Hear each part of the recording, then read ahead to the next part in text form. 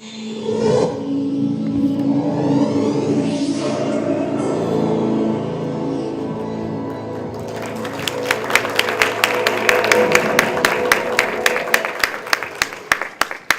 안녕하십니까. 저는 공정여행을 진행하는 청년사회적 기업 공감만세 구두환이라고 합니다. 여기서 보면 여러분들 얼굴이 잘 안 보일 줄 알았는데 되게 잘 보이네요. 대단히 떨립니다. 사실 처음 이런 데 무대에 올라오는 사람은 좀 비주얼이 되는 사람이 올라와야 되는데 제가 비주얼이 그렇게 좋지 않습니다. 오늘 사실 저희 공정여행을 진행하는 날입니다. 대전에 있는 원도심에서 공정여행을 진행하는 날인데 오전에 잠깐 그 아이들을 만나고 왔어요. 아이들한테 제가 이제 농담삼아 물어봤습니다. 이 앞에 서 있는 사람이 몇 살처럼 보여? 아이들이 하나에 그랬습니다. 37살이요. 그러더라고요. 저를 보더니. 참고로 28살입니다. 그 옆에 있는 여자아이가 그런 얘기를 하더라고요. 그건 너무했잖아. 35살이요? 이러더라고요. 저한테. 네, 28살. 아직 대학을 졸업을 못한 학생입니다. 저희가 저같이 이렇게 일하는 친구들이 한 10명 정도 됩니다.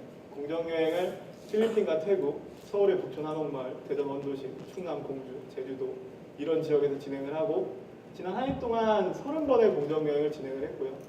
대략 300명 정도의 사람들과 함께 했습니다.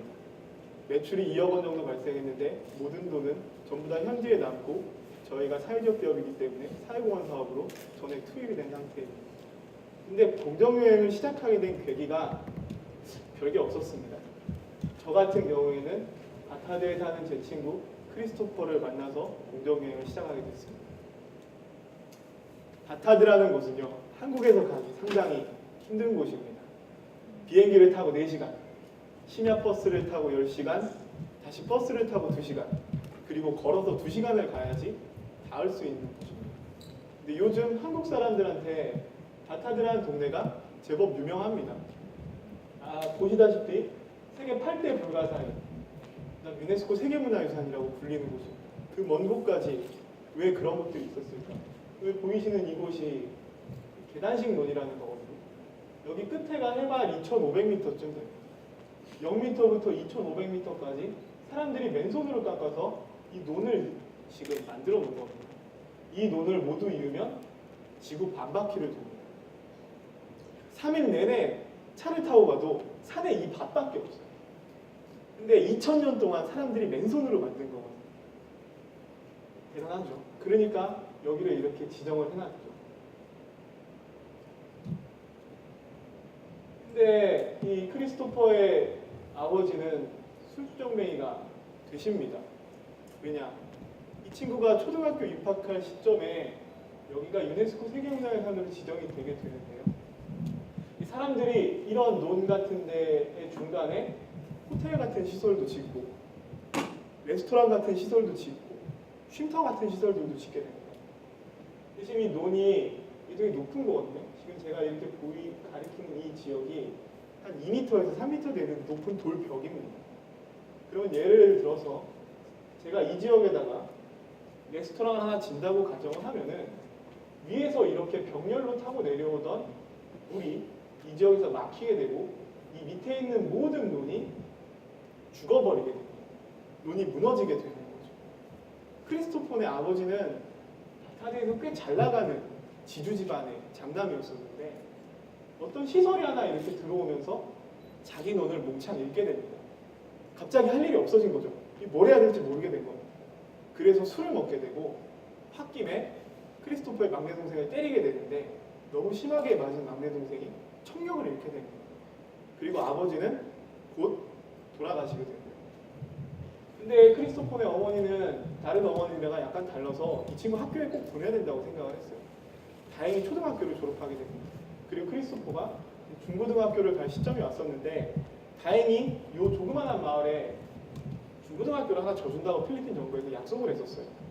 근데 중고등학교를 갈 때쯤에 약속이 깨지게 됩니다. 사람들이 얘기를 했죠. 약속이 왜 깨졌을까?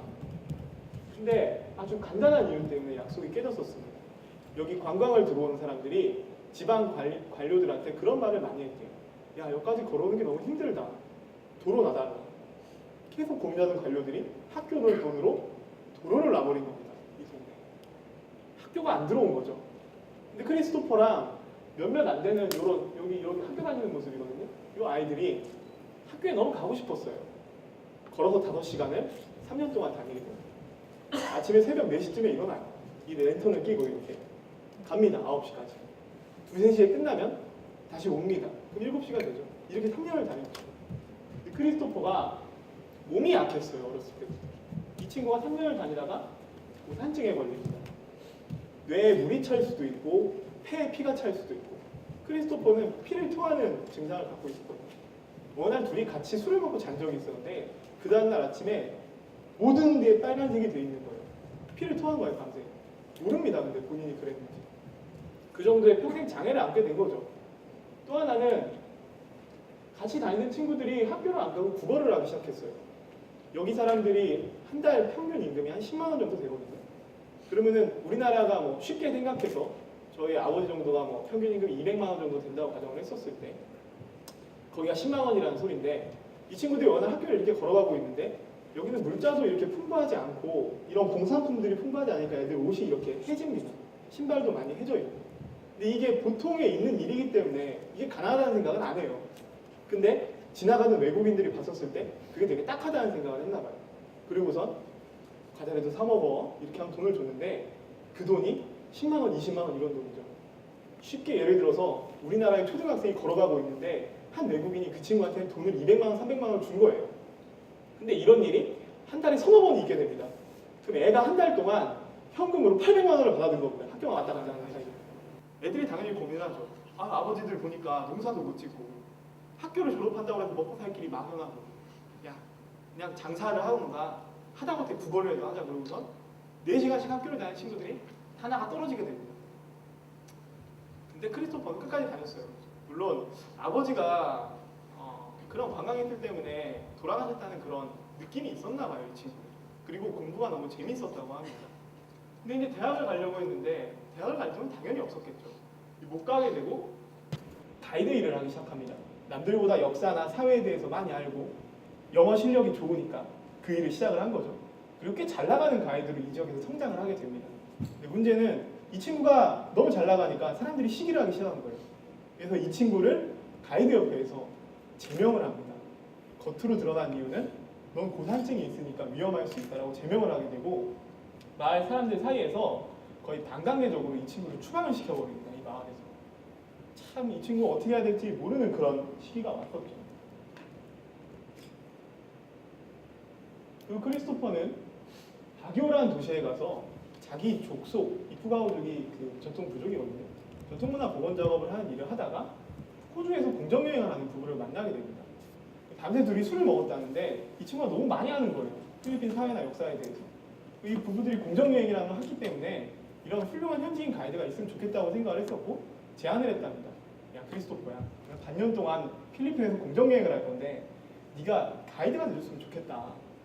크리스토퍼는 처음에 고민을 했대요. 왜냐하면 동생들 생계도 책임을 져야 되고 그 다음에 자리를 많이 비울 수도 없고 집과의 거리를.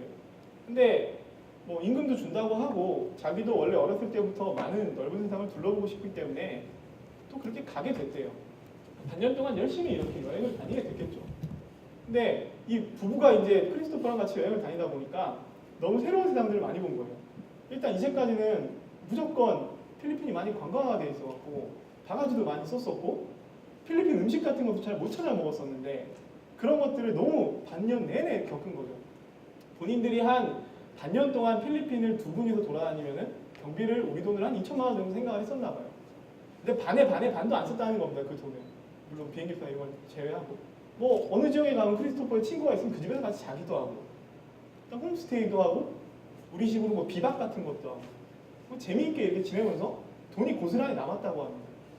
이제 부부가 이제 호주로 가기 전날 고민을 좀 했답니다. 야 그럼 차라리 이거 남은 돈 어차피 쓸 거라고 생각했으니까 우리는 이 돈 안 가져와도 되겠다.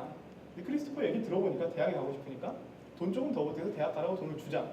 이 친구는 돈을 받아갖고 대학을 가게 됐습니다. 여기까지는 인생이 역전된 스토리인데 문제는 아까 말씀드린 전자에 크리스토퍼 같이 도입부로 들어가는 그 내용들까지는 대부분 지금 필리핀에서 겪는 이야기들이죠. 한 해에 한국 사람이 필리핀에 60만 명이 관광을 하러 찾습니다. 현재 세계 GDP의 10%가량을 관광산업이 담당을 합니다. 노동인구의 8.7%가량을 관광산업이 고용을 하고 있고요.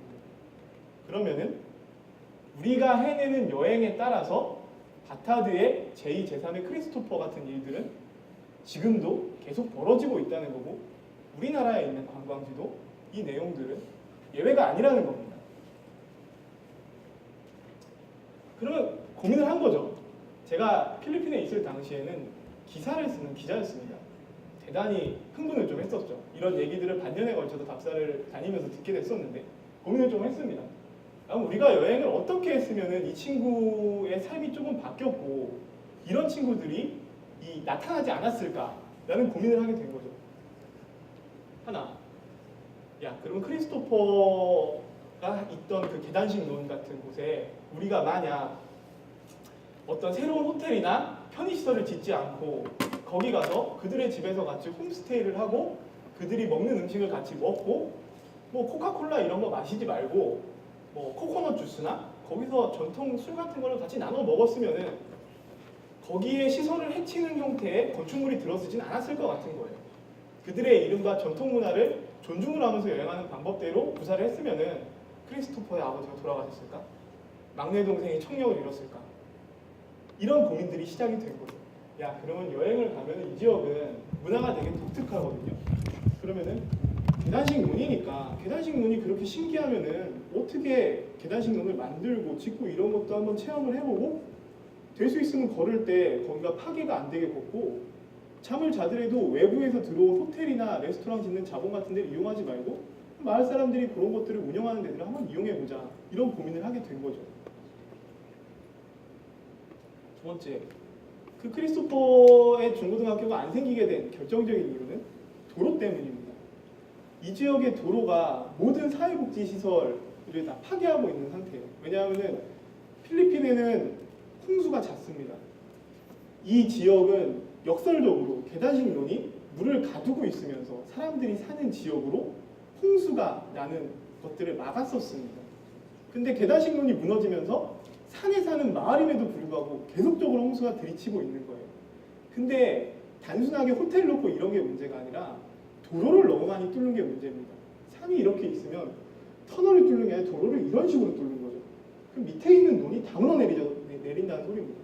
도로를 지금 이런 식으로 막 뚫고 있는 거죠. 지구 반바퀴나 도는 계단식 논이 있는 지역에 사는 사람들은 미칠 노릇인 거죠. 그렇게 되기 시작하면. 그럼 우리가 예를 들어 갖고 어느 포인트까지는 차를 타고 들어갈 수도 있겠지만 그때부터는 우리가 조금 힘들더라도 한 2시간, 3시간씩 걸어서 가면은 학교도 질 수 있었을 거고 거기 하다못해 보건소가 하나 생길 수도 있었을 겁니다. 만약 바타드에 그 당시에 보건소 시설이 있었다면 크리스토퍼 막내 동생은 청력을 잃지 않았을 겁니다.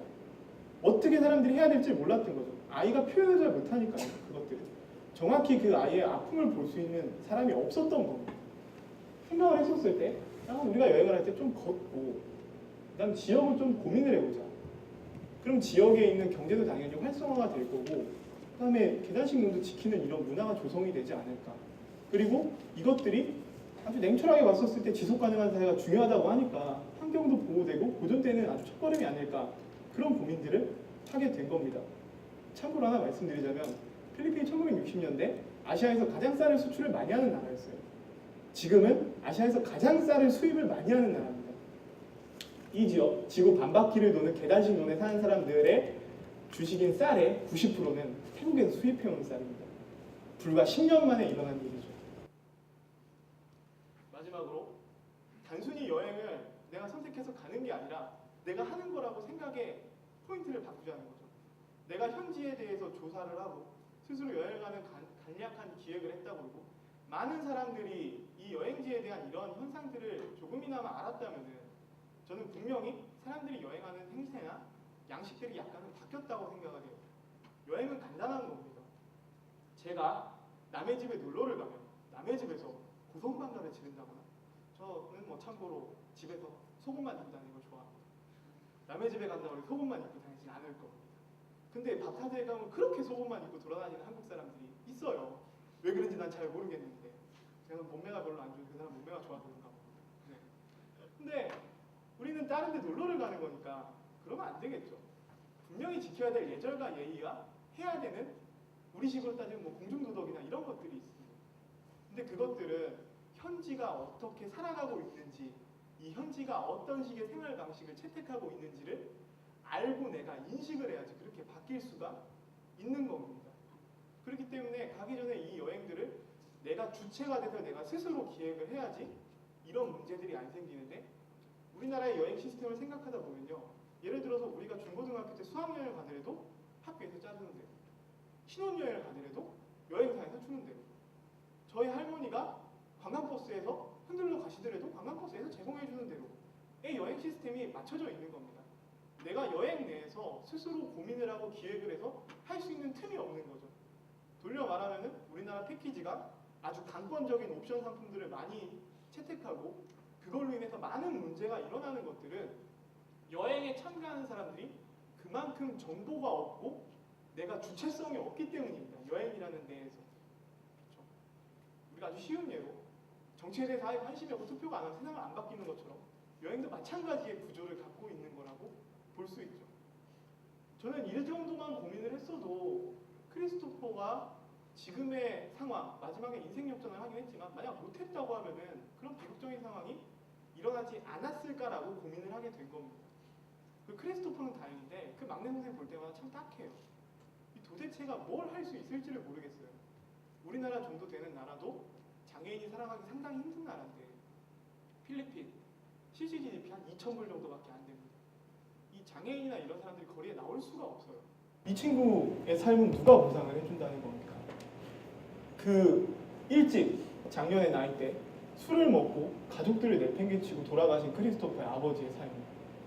근데 지금 1억 인구가 사는 필리핀에 대부분 크리스토퍼 같은 일들이 관광산업의 연장선상에서 벌어지고 있다는 사실을 우리는 잊지 말아야 되는 거죠. 그리고 한국 사람들이 동남아에서 엄청나게 여행을 하고 있고 거기서 차지하는 역할과 책임이 갈수록 늘고 있는 겁니다. 간단합니다. 공정여행이 약간 불편할 수 있습니다. 될 수 있으면 걸으면서 지역도 생각하고 지구 환경도 생각해야 되고 또 홈스테이 같은 거 하면은 뭐 하다 보면 도마뱀도 나오고 그럽니다. 도마뱀 꼬리 자르고 도망가고 그래요. 사람 이 도마뱀을 가끔 무서워하는 여자분들이 계세요. 그래서 이해가 잘 안 되는 게 이 도마뱀 입장에서 우리를 보자면 우리는 거의 뭐 고질라나 헐크 수준일 겁니다. 누가 두려워해서 도망가야 될지 모르는 상황인데 네. 농담입니다. 너무 딱딱하게 듣지 마시고요. 죄송합니다. 도마뱀 저도 무서워요. 네. 그런 것처럼 다소 불편하고 다소 쾌적하지 않을 수도 있죠. 하지만 이것이 지구와 지역을 웃게 하고 내가 주변을 둘러보면서 나만 행복하고 나만 즐기는 것이 아닌 모두가 행복해지고 모두가 가슴 뛰는 여행이 될 수 있는 공정여행입니다. 여기까지 감사합니다.